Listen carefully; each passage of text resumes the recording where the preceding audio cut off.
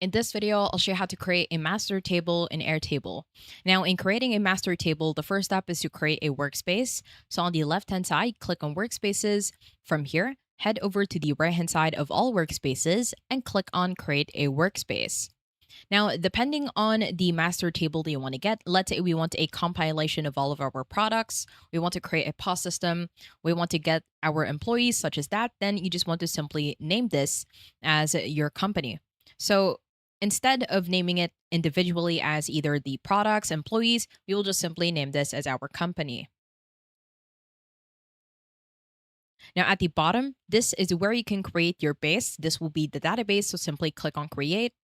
From here, you can choose to build an app with Omni. Now, with Omni, you just need to specify the exact table, the exact layout that you want within your table, or you can build the app on your own. So choose the second option.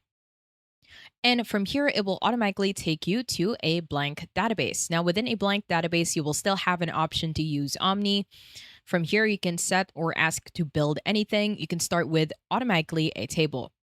So from here, let's head over to the top and left corner and name our master table as the products.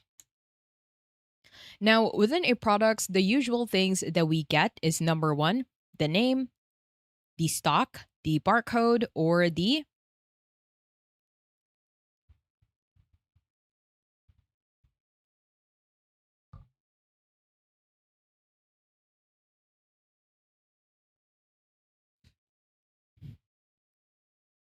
SKU. So from here, we will leave the name as the primary field. What you can also do is set the product code as the primary field in order for you to streamline all of the products. But I do suggest that you just add the name into it. So from here, we want to delete the rest of these fields since we want to add the ones that we want. From here, just simply hold Shift, choose a field, the first field or the second field, and on the very end of the field, which is attachments, also choose that.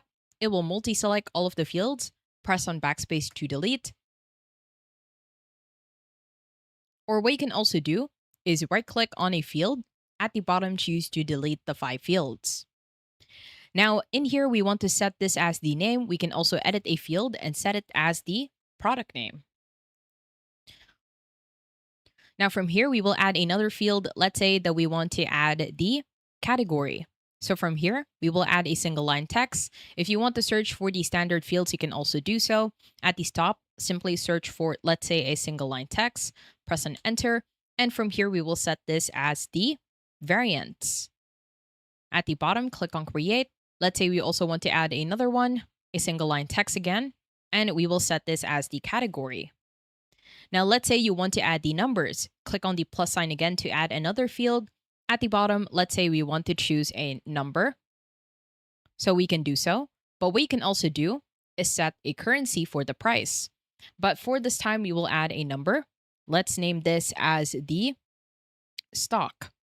Now, within a number, you can select a preset. Let's say you want it to be a decimal or just a fixed value, such as values with no decimal points. At the bottom, click on create.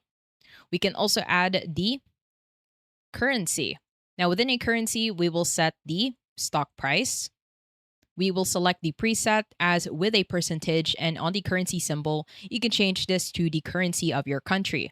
At the bottom, click on create. Next, we want to set it as the selling price. So on the currency, we will add a selling price. At the bottom, click on create, and as simple as that, we now have an inventory table. So on the top and the left corner for table number 1, we can just rename this table as the inventory of products. Now from here, you can start adding all of your products. Now let's say you want to create a Now let's say you want to also list down the products that you sell. At the top, you can add or import a table. And from here, you can also start from scratch. And within here, you can simply name this as the products and add the products that you sell. As simple as that, you can automatically create a master table.